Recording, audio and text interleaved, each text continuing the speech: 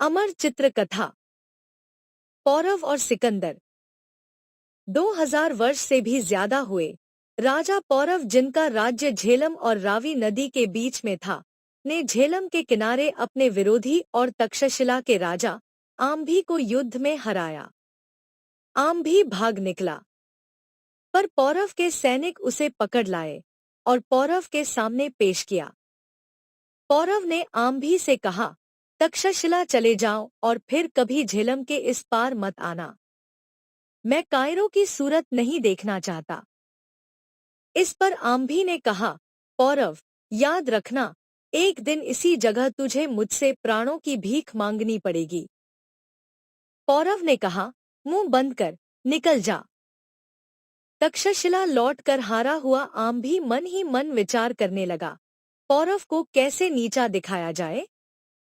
कुछ समय बाद आम्भी का मंत्री बड़े महत्व की खबर लाया। मंत्री बोला, महाराज, यूनानी बादशाह सिकंदर ने हमारे देश पर चढ़ाई की है।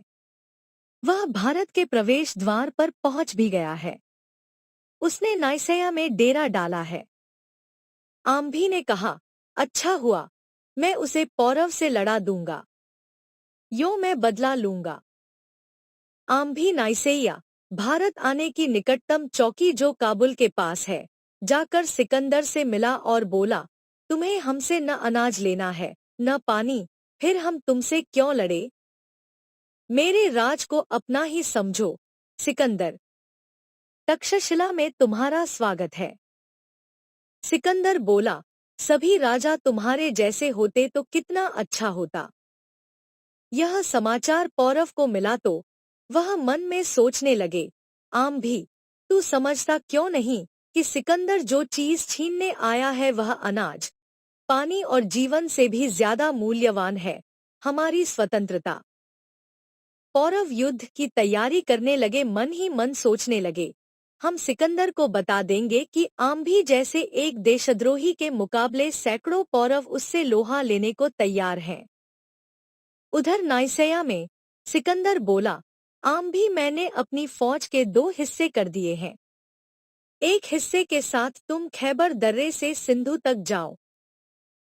आम्भी बोला, बहुत अच्छा सिकंदर। सिकंदर के 2 भरोसे के सेनापति इस टुकड़ी के साथ थे। आम्भी ने रास्ता दिखाया और फौज आसानी से पहुंच गई। आम्भी बोला, वह है सिंधु नदी। दूसरे हिस्से के साथ सिकंदर खुद था और वह दूसरे रास्ते से आ रहा था। मशकावती, यूनानी इस जगह को मसागा कहते थे। यह कनीरिस्तान में है। मैं उसे कड़े मुकाबले का सामना करना पड़ा। सिकंदर बोला, हम किले पर अचानक हमला करके उसे मटियामेट कर देंगे। पर मशकावती के शासक ने सिकंदर का मुकाबला करने की पूरी तैयारी कर रखी थी।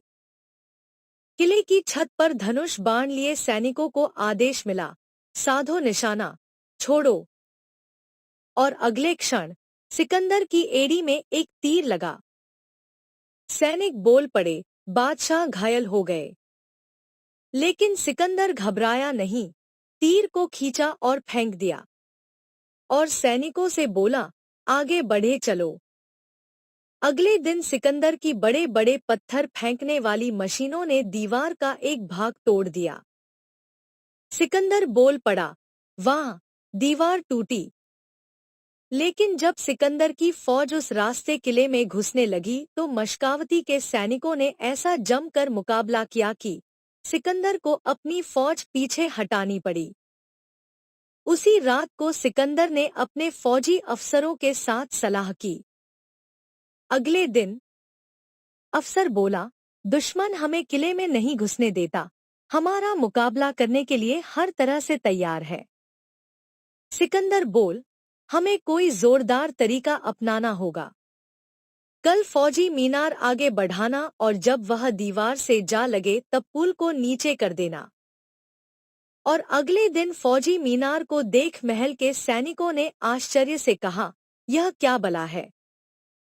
सेनापति ने जोर से कहा, पुल है, इसे गिरा दो। तीरों और पत्थरों की परवाह किए बिना सिकंदर के सिपाही पुल पर बढ़ चले। अपने जोश में इतने अधिक यूनानी पुल पर चढ़ गए कि पुल टूट गया और वे नीचे आ गिरे। पर सिकंदर इससे विचलित नहीं हुआ।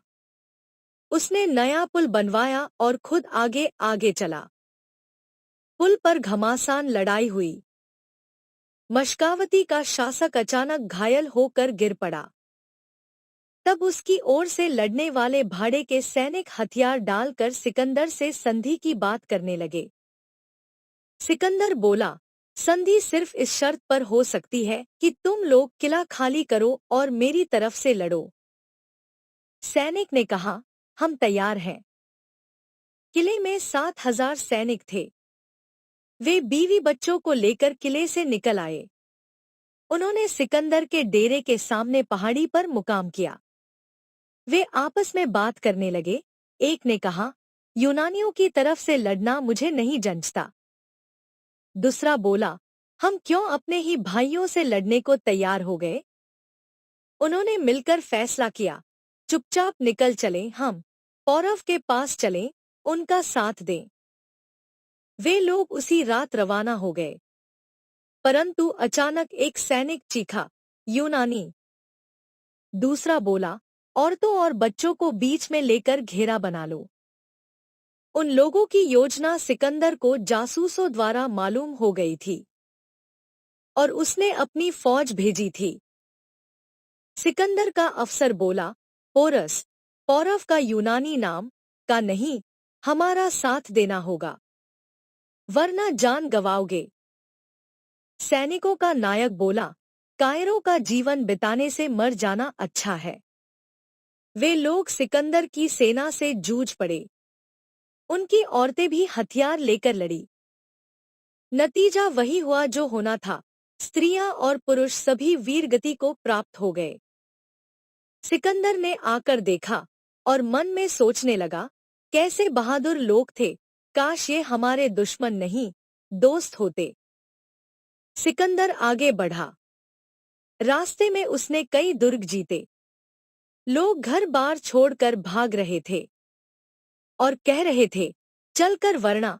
इसे यूनानी ओरनोस कहते थे। यूनानी अर्थ देवता जिसे सिकंदर अपना पुरखा मानता था, में शरण ले। हाँ, वरना को तो सिकंदर भी नहीं जीत सकता। यूनानियों ने यह सुना तो सिकंदर का सेनापति बोला, ओरनोस को जीतना नामुमकिन है। हरकुलिस भी हार गए थे। सिकंदर ने कहा, तब तो हम जरूर फतह करेंगे, वह फतह जो हरकुलिस भी हासिल नहीं कर सके। सिकंदर फौज के साथ बढ़ा। सिकंदर का सेनापति बोला, यह है ओरनोस का पहाड़। इतना ऊंचा है कि चिड़िया भी इसके ऊपर से नहीं उड़ सकती। सिकंदर अपने विश्वसनीय सेनापति टोलेमी से बोला, टोलेमी, अपने सिपाही लेकर पहाड़ पर चढ़ो और मौके की जगह पहुंचकर हमें इशारा करना। वरुणा का रास्ता बीहड़ था, पर टोलेमी और उसके सिपाही चल पड़े। सिकंदर बेचैनी से टोलेमी के इशारे का इंतजार कर रहा था और अचानक वह बोला, ओहो, वह रोशनी। टोलेमी को मौके की जगह मिल गई। अगले दिन सिकंदर बाकी फौज के साथ उसी रास्ते चल दिया। तीरों की बौछार उन्हें रोक नहीं सकी। बढ़े चलो। वरुणा के लोगों ने हार कर यूनानियों को रोकने की कोशिश छोड़ दी। सिकंदर टोलेमी से जा मिला। सिकंदर का सेनापति बोला, असली मुश्किल तो यहाँ से शुरू होगी। चोटी तक पहुंचना नामुमकिन है। सिकंदर ने कहा, रोका किसने है हमें? सेनापति बोला, इस ऊंची चोटी के सब तरफ खाइयां ही खाइयां है। सिकंदर ने कहा, हम उन्हें लकड़ियों से पाट कर चोटी पर चढ़ेंगे। उसके हुक्म से सैनिक आसपास का जंगल काटने लगे। सेनापतियों ने सिकंदर से प्रार्थना की, हमारी प्रार्थना है कि आप इस काम में हिस्सा लेकर अपनी जान को खतरे में न डालें। सिकंदर ने कहा, हम कोशिश करेंगे। पर जब कार्रवाई शुरू करने का बिगुल बजा तो सबसे पहले पेड़ का तना सिकंदर ने ही उठाकर खाई में डाला। सैनिकों से जोश आ गया। हुर्रा! यूनानियों ने लगातार काम करके खाइयों को पाट दिया। सिकंदर ने कहा, ओरनोस का रास्ता अब साफ है। तब वरना के लोगों ने सिकंदर से संधि की बात चलाई। सेनापति ने सिकंदर से कहा, यह बातचीत तो भाग निकलने का बहाना है। सिकंदर बोला, भाग जाने दो, हम इनके जाने के बाद कब्जा करेंगे। वरना के लोगों के जाने के बाद सबसे पहले सिकंदर चोटी पर चढ़ा। सिकंदर ने वहीं किला बनवाया। भारतीय नरेश शशि गुप्त को वहां सूबेदार बनाकर वह आगे चल दिया। सिकंदर और उसकी सेना ने नावों का पुल बनाकर नदी को पार किया और तक्षशिला की ओर बढ़ चले। अचानक सेनापति ने सिकंदर से कहा, वह तो कोई फौज आ रही है। सिकंदर बोला, दाल में कुछ काला है, पर हम भी तैयार हैं। तभी सिकंदर बोला, यह तो आम्भी है। आम्भी जो पहले ही तक्षशिला आ गया था, सिकंदर से मिलने आया और बोला, सिकंदर, मेरी सारी सेना को अपनी ही समझो। सिकंदर बोला, एक बार तो हम समझे कि तुम हमसे लड़ने आए हो। आम्भी ने कहा, मैं तो नहीं, पौरव शायद लड़े।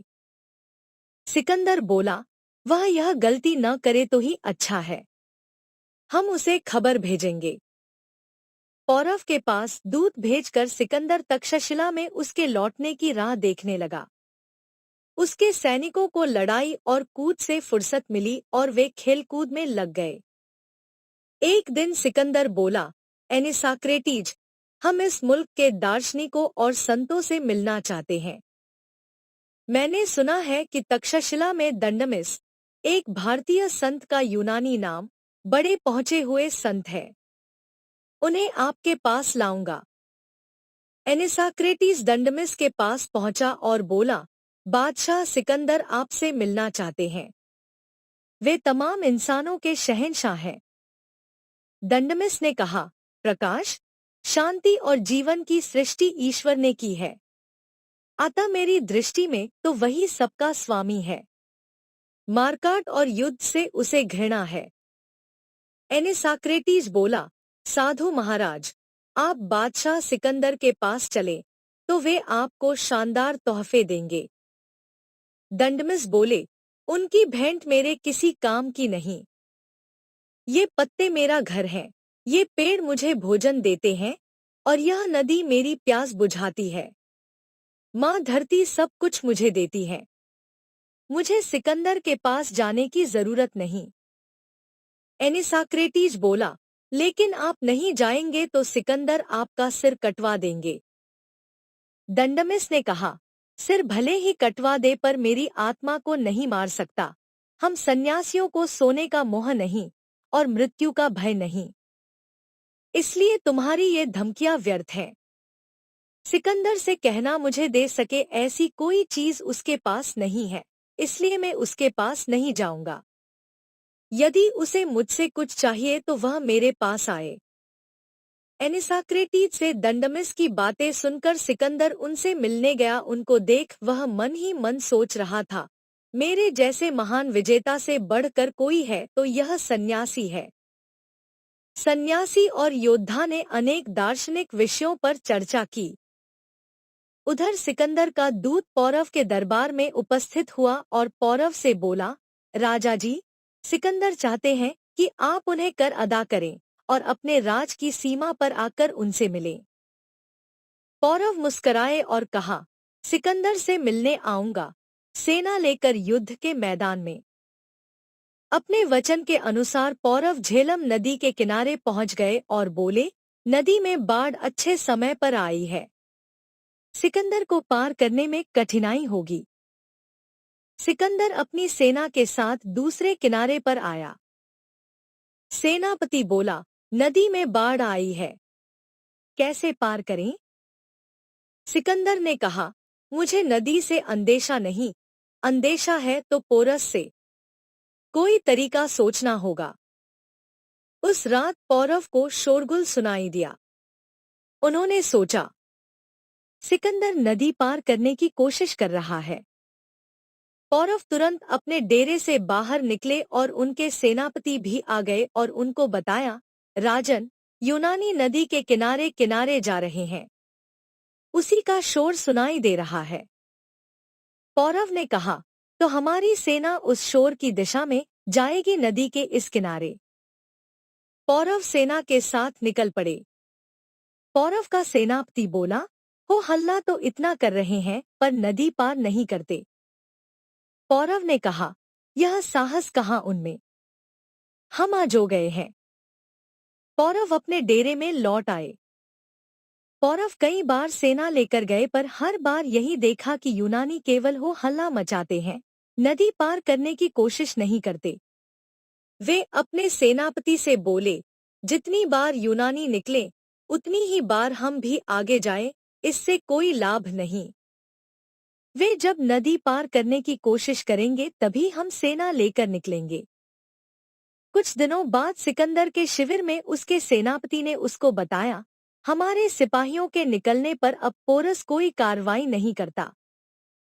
सिकंदर बोला, यानी हमने उसके संदेह ठंडे कर दिए हैं। उसी रात सिकंदर के शिविर में उसका सेनापति बोला, अगला दस्ता मौके पर पहुंच चुका है, नावें तैयार हैं। सिकंदर बोला, तो मैं 12,000 सिपाही लेकर जाऊंगा। हमें बहुत होशियार रहना है, पोरस को जरा भी शक न होने पाए। अंधेरी रात में सिकंदर फौज लेकर चल पड़ा और 16 मील दूर वहां पहुंचा जहां उसे नदी पार करनी थी। उसके सौभाग्य से उसी समय जोर से आंधी पानी आ गया। सिकंदर बोला, किस्मत हमारा साथ दे रही है, हमारी आवाज बादलों की गरज में डूब जाएगी। चमड़े से मढ़े तख्तों पर सिकंदर ने नदी पार की। काफी यूनानी नदी के उस पार पहुंच गए। आंधी पानी बराबर जारी था। अनेक यूनानी सैनिक बिजली गिरने से मर भी गए, किंतु आंधी पानी बिजली की परवाह किए बिना वे आगे चल दिए। अचानक सिकंदर सामने देख चौंक कर बोला, अरे, फिर नदी की धारा। लेकिन सिकंदर ने उसका उथला भाग खोज निकाला और उसकी सेना पार चली गई।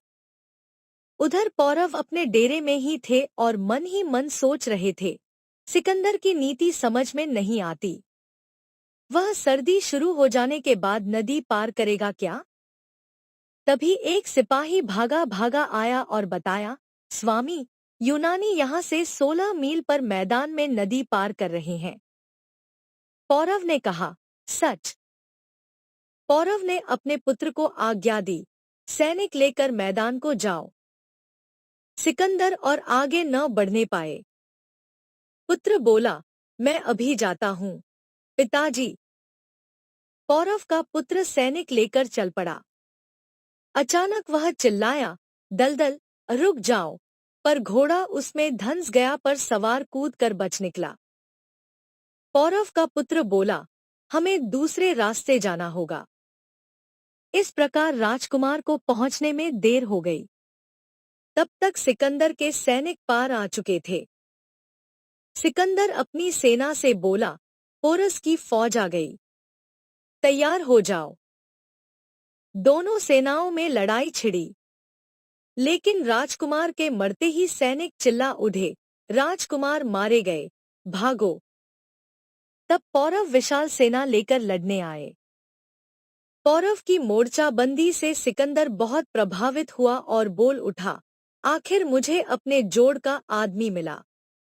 मैं ऐसी तरकीब करूंगा कि यह बेखबरी का शिकार हो जाए। सिकंदर ने घुड़सवार तीरंदाजों को पौरव के बाएं पार्श्व पर हमला करने भेजा। पौरव के दाएं पार्श्व में खलबली मच गई। पौरव बोला, यूनानी हमारे बाएं पार्श्व पर आक्रमण कर रहे हैं, हम चलकर अपने साथियों की सहायता करें। पौरव की सेना का दाया भाग बाई ओर को चला तो सिकंदर बोला, जल्दी करो, कोइनोस, यही मौका है। कोइनोस के सिपाहियों ने पौरव की सेना के सामने से भागते हुए उसके दाएं पार्श्व पर पीछे से हमला कर दिया।